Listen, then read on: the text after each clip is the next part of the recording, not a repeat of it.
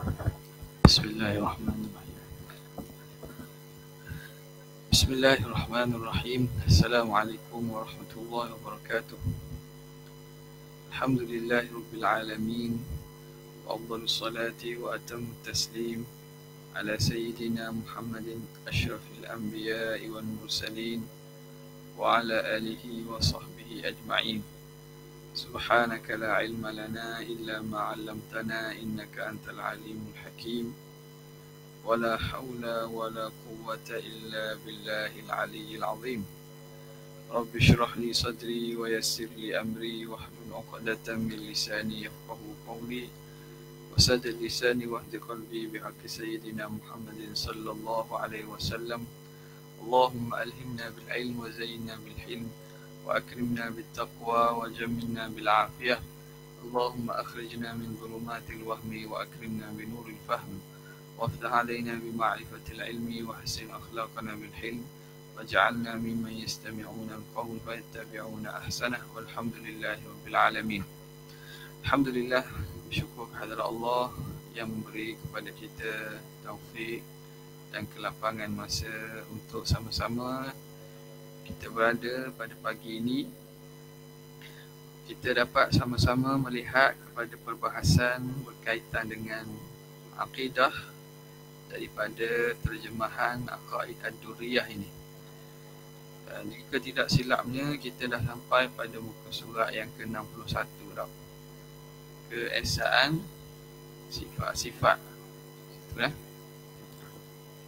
Bismillahirrahmanirrahim.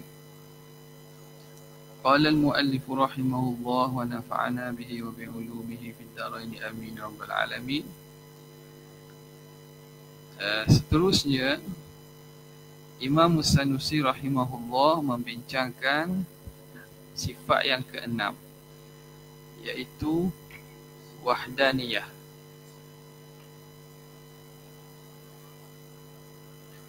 Iaitu wahdaniyah dalam syarahan yang dibuat oleh Syekh Muhammad Hashimi. Beliau membincangkan bahawa wahdaniyah ini, esa ini terbagi kepada tiga. Esa pada zat, esa pada sifat dan esa pada af'al, perbuatan. Yang pertama dah kita selesai dulu, iaitu esa pada zat. Setiap daripada kedua tu menafikan kam muttasil dan kam munfasil.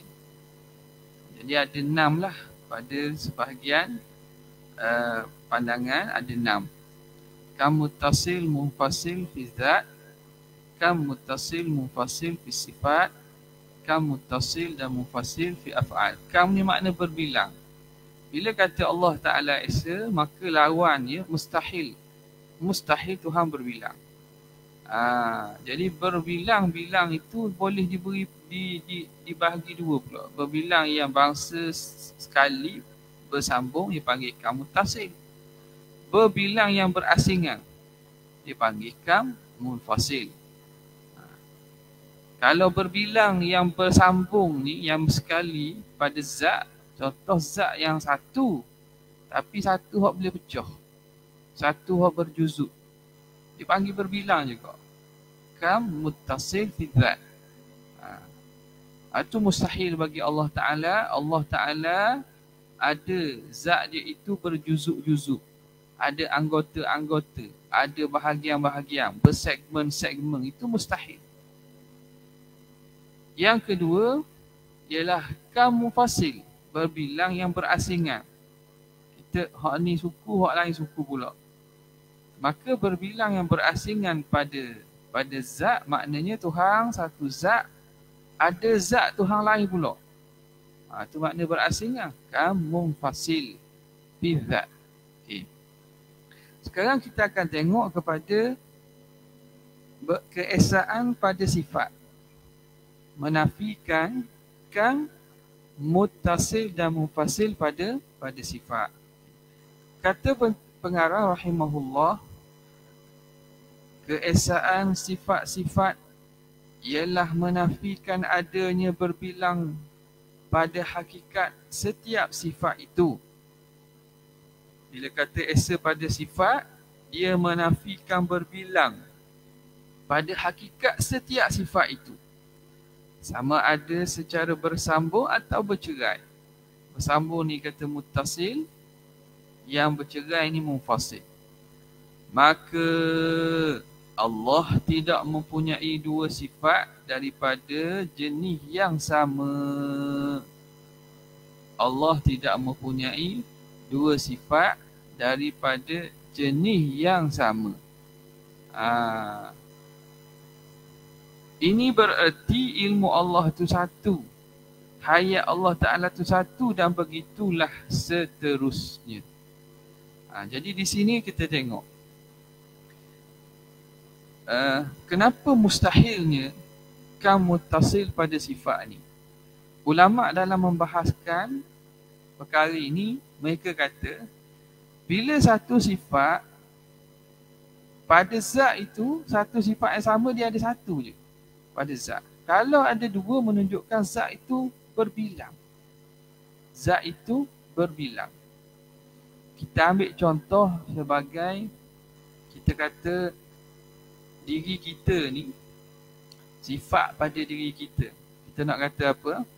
Kita ambil sifat mengetahui, ilmu kita.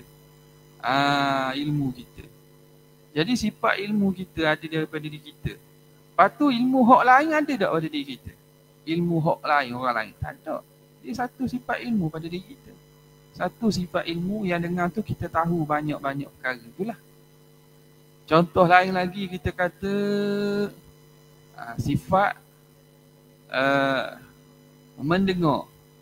Kita boleh mendengar. Itu sifat. Sifat mendengar yang ada di kita ni, sifat ada berapa sifat? Satu juga. Tak? Satu. Dia bukan mendengar kita patut mendengar hak lain pula. Mendengar sifat tu.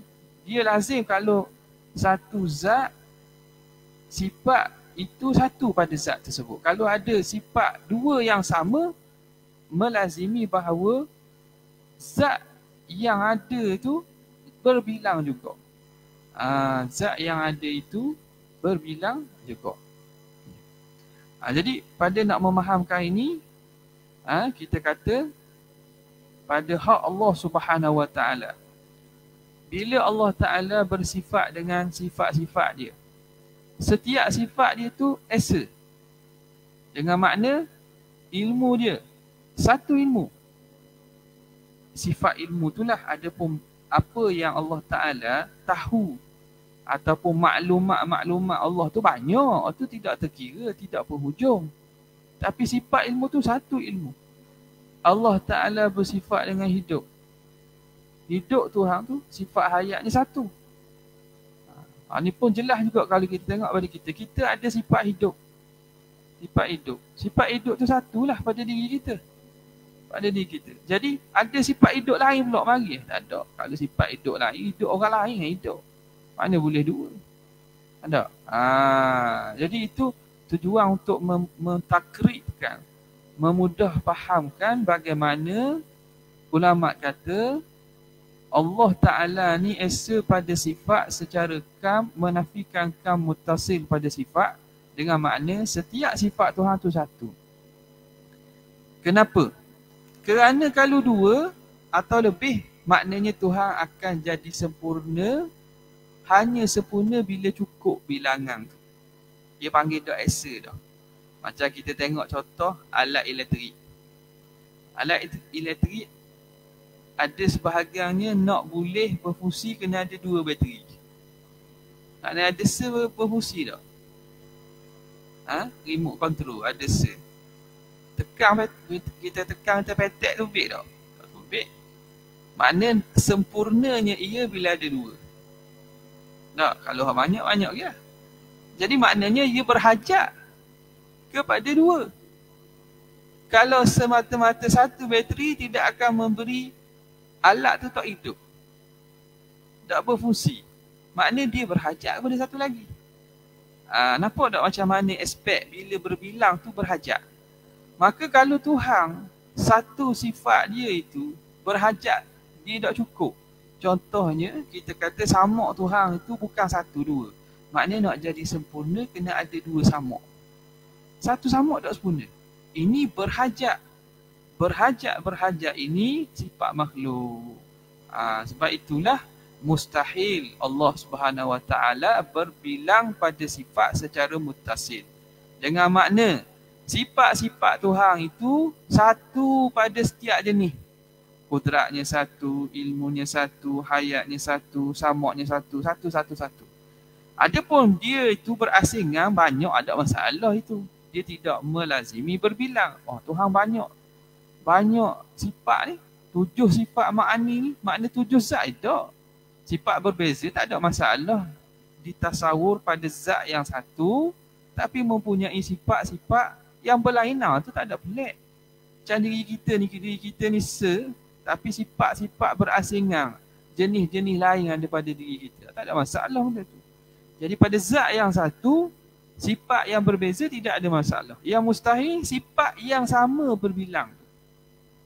Sifat yang sama berbilang. Itu yang mustahil.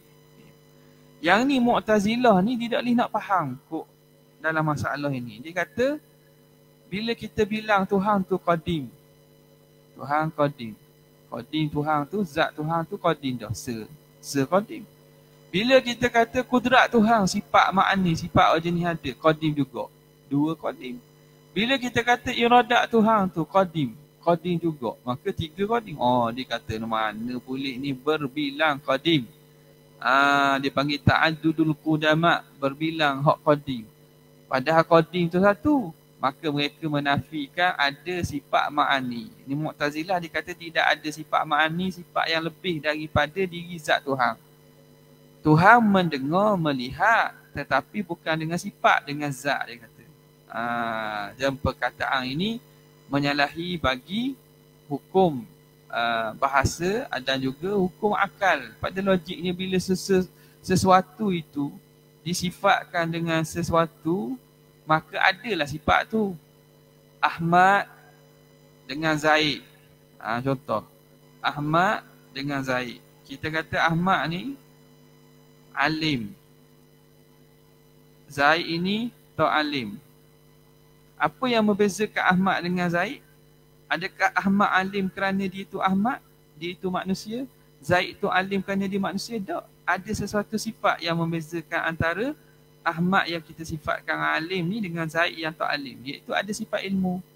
Maka Allah Ta'ala, bila kita, dan Allah Ta'ala sebut dalam Quran, wa huwas sami'ul basir, wa huwa ala kulli syai'in qadir.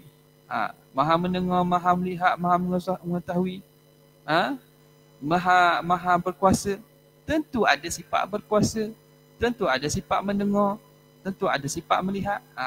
Jadi dia tidak lazim. Sebab mereka Mu'tazilah ni dia kata kalau banyak qadim, banyak hak ni qadim juga banyak qadim. Ada. Tidak lazim daripada itu menunjukkan berbilangnya zat ataupun Tuhan yang qadim itu. Okey. Jadi ini bererti ilmu Allah itu satu. Ilmu makna sifat ada pada diri Tuhan tu. Sifat ilmu tu satu. Apa yang Tuhan tahu dengan ilmu banyak. Hayat Allah itu satu. Dan seterusnya. Begitulah seterusnya. Okay. Seterusnya kata pengarang. Adanya banyak sifat dari jenis yang sama pada satu zat adalah seumpama sesuatu yang tersusun. Ini dia buat hujah. Kenapa mustahil Tuhan tu ada lebih pada satu sifat yang sama pada dirinya? Makna 2 ilmu, 3 ilmu, 4 ilmu ke? Hayat 3, 4, 5 dan hayat ke tak? Kenapa? Kerana banyak sifat pada jenis yang sama macam tersusun. Saya sebut tadi kalau bateri 2, 3, 4 tak? Makna tersusun. Bila tersusun nak jadi sempurna kena ada setiap daripada susunan juzuk-juzuk tu. Barulah dikira sempurna. Yang berhajat ni sifat makhluk. Allah Ta'ala mustahil. Okay. Jadi dia kata ada banyak sifat dari jenis yang sama pada satu zat adalah seumpama sesuatu yang tersusun.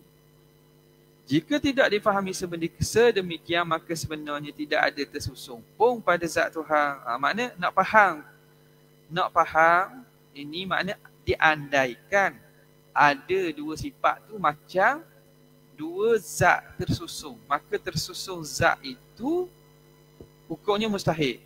Sebab apa? Sebab menafi dia membawa kepada muttasil fi zat yang sebelum. Dia seumpama macam tersusung zat. Sebab tu kata kalau tak difaham sedemikian, sebenarnya tak ada tersusung pada zat Tuhan. Tak boleh nak bayang pun zat Tuhan itu tersusung. Begitu juga tidak ada pada selain Allah sifat yang menyamai sifat Allah. Ini masuk kepada munfasil fi sifat. Ni munfasil fi sifat. Dia kata tidak ada selain pada Allah, ada pada selain Allah sifat yang menyamai sifat Allah. Anda faham? Mufasil fi sifat, iaitu berbilang yang berasingan pada sifat berceraian. Maknanya Allah ada sifat dia. Ada sifat-sifat yang sama pada selain Allah. Maknanya berbilang yang bercerai tu. Itu mustahil. Mustahil. Okay? Mustahil. Kenapa mustahil? Maknanya kalau Tuhan berkuasa dengan kuasa yang mutlak, ada lagi makhluk lain yang berkuasa masa mutlak. Tak ke terjadi syirik? Apa tak? Kena ingat sini.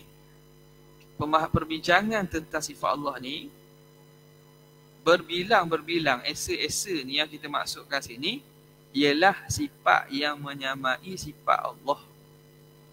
Ada pun sifat makhluk, hak tu tak boleh nak nafi tu. Kalau nafi juga tu nafi hakikat dan dia panggil istilah mukabarah, degil. Tak mau terima hakikat. Ni juga salah faham apabila dia i'tikad menafikan sifat kita. I'tikad ni bukan rasa. Kalau rasa tu aspek zauki, aspek perasaan dan aspek tasawuf. Itu lain tu. Ni dia kata tak ada. Hak dah. Siapa yang mengatakan dia bersifat dengan kudrat, iradat, ilmu hayat, dia telah syirik. Ni perkataan golongan-golongan makrifat. Bukan makrifat. Berlebat ke benda tak kira. Ni tak mengaji tak faham ni. Mengaji ni tak faham. Perbincangan sifat 20, bila kata mengesakan Tuhan pada sifat, bukan nafi makhluk ni ada sifat. Tetapi menafikan sifat Tuhan tu tak ada pada selain Allah Ta'ala. Kalau nafi sifat makhluk, ni berat ni. Tak, boleh sebut. Tak ada, kita tak ada kuasa. Kita tak ada kuasa mana? Pada hakikat tak ada masalah lah tu. Pada hakikat. Tapi, pada diri kita tu ada sifat yang Tuhan beri. Dia kata kalau kita kata kita ada kudrat, kita ada iradat, kita ada ilmu, makna kita mensyirikkan.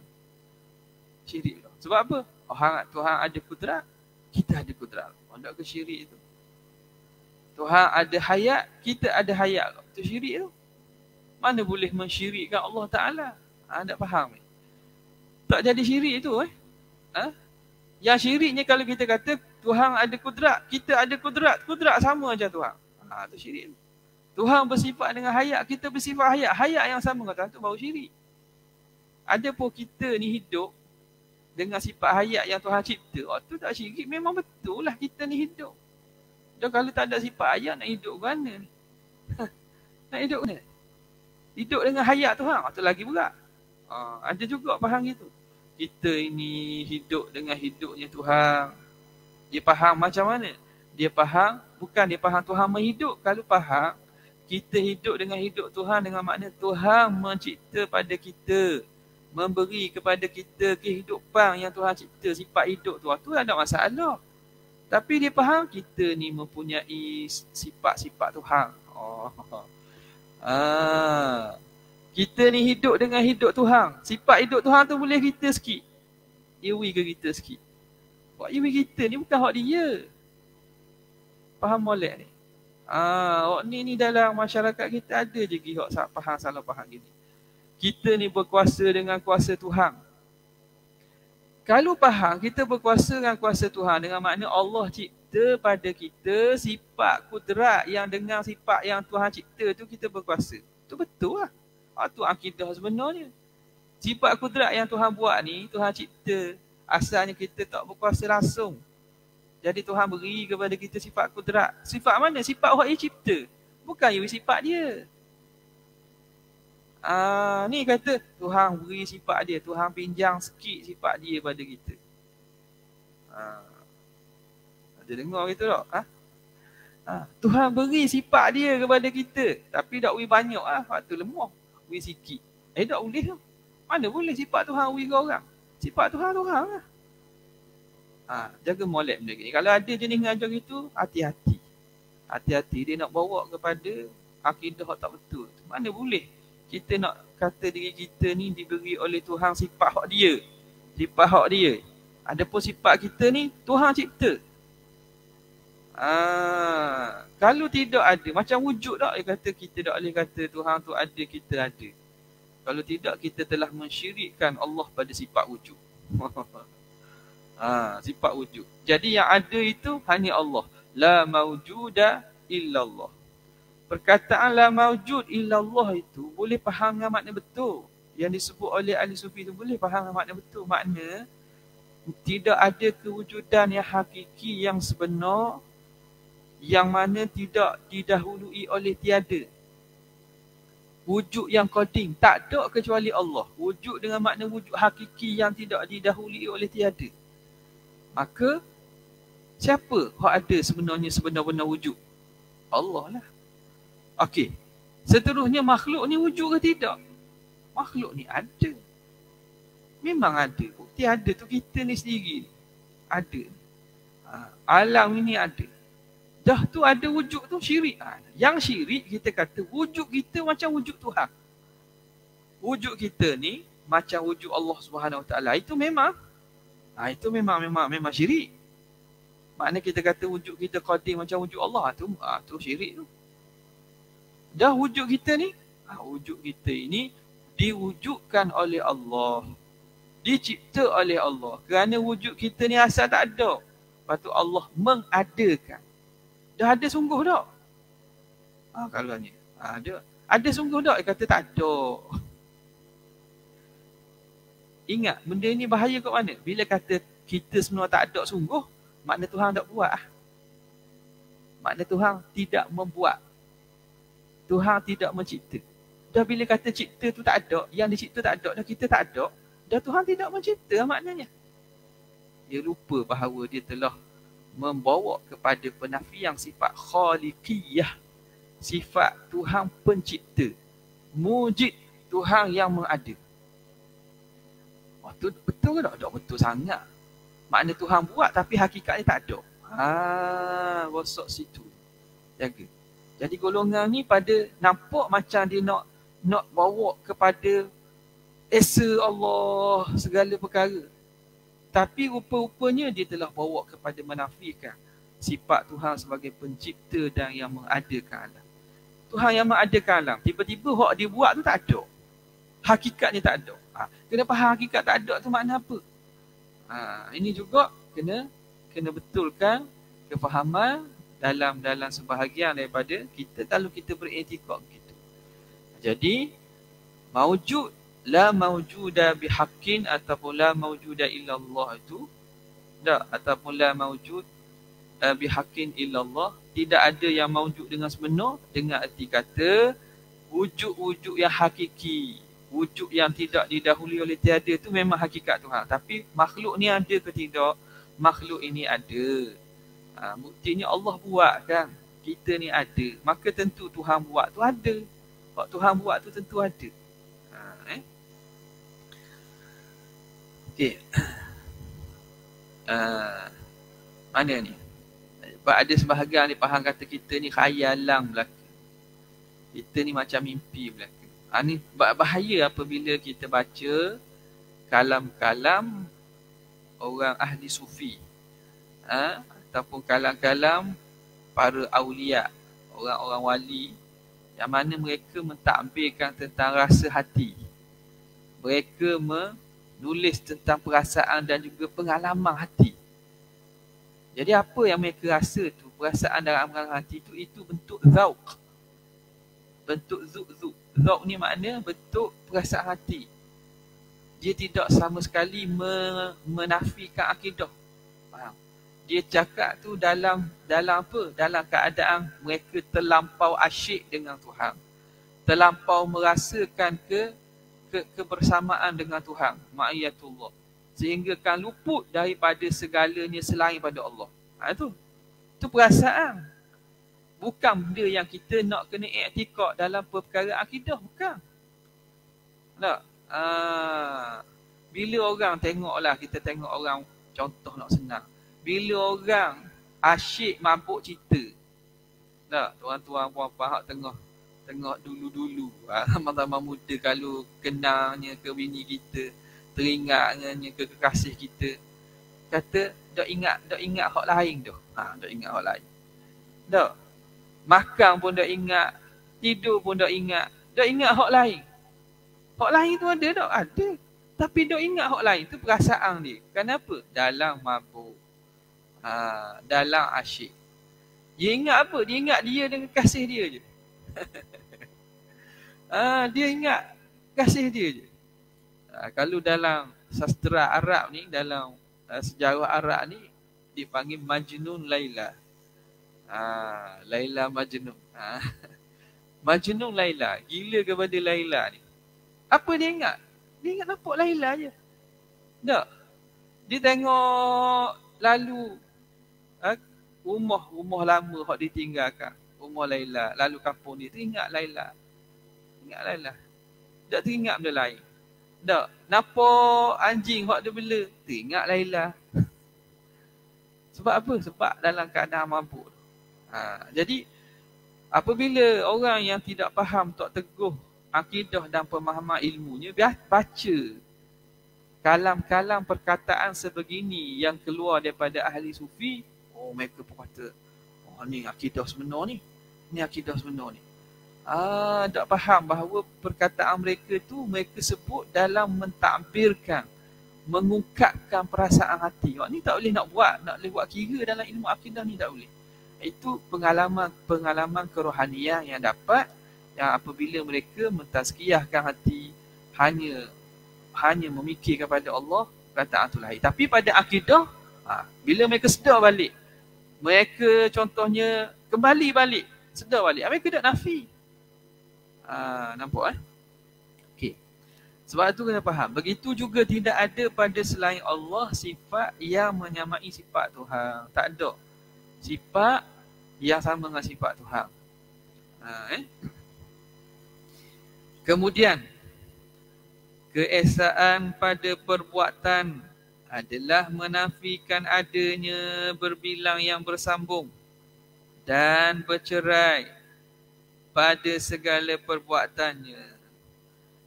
Keesaan pada perbuatan. Masuk yang seterusnya, wahdaniyah fil af'al. Esa pada perbuatan. Apa makna esa pada perbuatan? Kita nafi ada berbilang yang bersambung. Kam muttasil. Dan bercerai. Kam mufasil pada perbuatannya, perbuatan Allah. Ini bererti tidak terdapat sesuatu yang selain Allah bersekutu dengan Allah dalam melakukan sesuatu perbuatan. Dalam masalah ini, ulama yang kata kam berbilang pada perbuatan ni dua.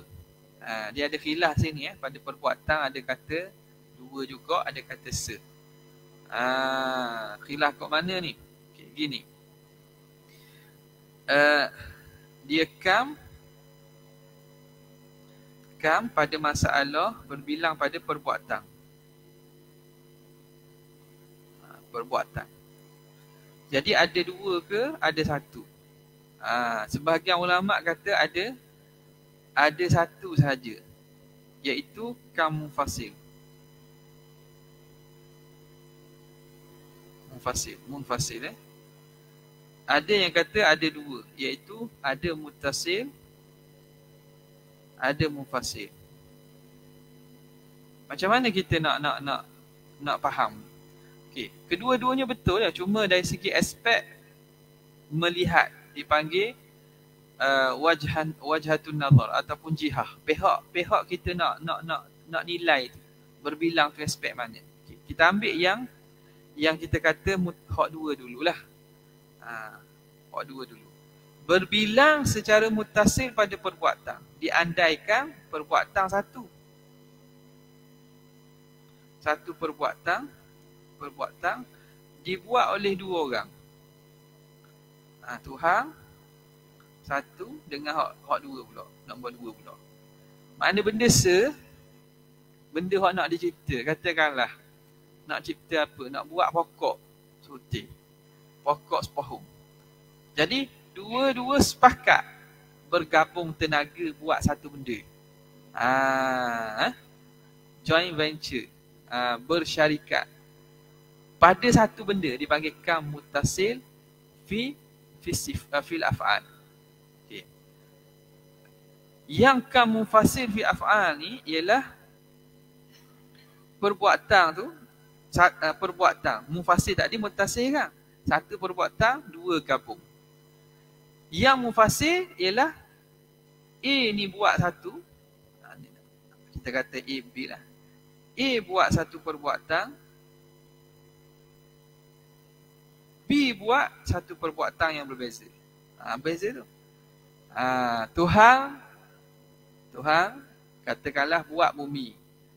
Tuhan lain pula buat langit. Jadi munfasil. Tadi sepakat Tuhan A, Tuhan B buat bumi belaka. Dipanggil muttasil. Okey. Hak ni pada yang mengatakan berbilang tu dua. Hak kata kam tu hanya ada kam mufasil je, dia tak tengok kepada benda hak dia buat, tengok siapa hak buat. Jadi nak jadi berbilang tu mesti dua lah. Tuhan seorang, Tuhan lain pula buat. Tak kira lah buat pada sebenda ke buat banyak, dia panggil mufasil dah. Jadi mufasil yang kata kam berbilang pada perbuatan ni ada kam mufasil, dia tengok kepada pembuat, fa'il. Tengok pada fa'il. Maka fa'il tu tentulah mufasil. Dia buat tu berbeza A dengan B, C tu. Dia tengok pada pembuat. Hak tu dia kata hanya ada kam mufasil saja. Yang kata ada kam muttasil, ada kam mufasil melihat kepada hasil perbuatan. Bila hasil perbuatan dipanggil muttasil. Kalau hasil perbuatan yang berbeza, Tuhan A buat satu benda, Tuhan B buat benda lain, dipanggil kam munfasil fil af'al. Itulah. Itulah. Jadi pengarang kita di sini dia bawa pada pembahagian kepada 6 kam. Jadi kam pada berbilang pada perbuatan dua juga. Berbilang yang muttasil, berbilang yang mufasil. Dia kata keesaan pada perbuatan adalah menafikan adanya berbilang yang bersambung dan bercerai pada segala perbuatannya. Ini bererti tidak terdapat sesuatu selain Allah bersekutu dengan Allah dalam melakukan suatu perbuatan. Satu perbuatan, Tuhan joint venture, Tuhan bersyarikat dengan hak lain. Nak buat bumi, nak buat alam ni, kita pakat dua, buat benda dia panggil kam muttasil fil af'al. Begitu juga tidak terdapat satu perbuatan bagi selain daripada Allah. Ini kam mufasil. Ini begitu juga ni kam mufasil. Tidak ada satu perbuatan pun selain pada Allah. Segala perbuatan Tuhan je buat. Kalau kata ada selain daripada Tuhan yang buat juga, kam munfasil fil af'al pada perbuatan. Tuhan, hak ni Tuhan buat, hak ni orang lain buat. Tu berbilang lah tu. Jadi ini juga mustahil bagi Allah Subhanahu wa ta'ala. Sebab itu segala perbuatan yang berlaku itu Allah Ta'ala saja buat. Allah Ta'ala sahaja buat. Sampai di sini tamatlah perbincangan tentang 6 kam, iaitu berbilang. 6 berbilang itu. Dan jelaslah makna wahdaniyah tu. Maka jelaslah makna wahdaniyah, iaitu esa. Seterusnya, Dia terang. Erti kam dalam keseluruhan perbincangan yang lalu ialah berbilang. Makna kam di sini ialah berbilang. Sama ada yang bersambung atau bercerai. Berdasarkan ini, pengarang menafsirkan wahdaniyah ini dengan katanya. Sebab itulah, bila begitu, bila mentakrifkan wahdaniyah, sifat wahdaniyah bagi Allah itu apa maksud? Pengarang mengatakan, Imam Sanusi kata, tidak ada dua baginya sama ada pada zat atau pada sifat dan tidak juga pada perbuatan. Bila kata Allah wahidun ahad, Tuhan satu esa, maka kita menyatakan Allah bersifat dengan wahdaniyah. Apa makna wahdaniyah? Tak ada dua, tidak berbilang pada zat, sifat dan af'al. Ini bermaksud, jadi kalau kita buat khulasah balik, kita rangkaikan balik semua yang kita sebut tadi, ini bermaksud apa? Tidak terdapat susunan pada zat Allah. Dipanggil apa ni? Tidak dapat susunan. Dipanggil kam muttasil. Muttasil pada zat. Tidak ada zat lain yang sama dengan zat Allah Subhanahu Wa Taala, zatnya. Ni panggil apa? Kam mufasil. Mufasil fi zat. Tidak terdapat berbilang-bilang pada sifatnya. Berbilang pada jenis sama. Ini panggil kam muttasil pada sifat. Pada sifat. Tidak ada suatu sifat makhluk yang sama dengan mana-mana sifatnya. Ini dipanggil kam munfasil. Munfasil pada sifat. Tidak terdapat suatu pun yang bersekutu dengan Allah pada perbuatannya. Dipanggil kam muttasil. Pada perbuatan. Af'al. Dan tidak ada perbuatan yang sebenar yang memberi bekah bagi selain Allah Ta'ala. Selain Tuhan tak ada yang buat. Hanya Tuhan sahaja. Ini kam munfasil pada si perbuatan. Cukup 6 kam.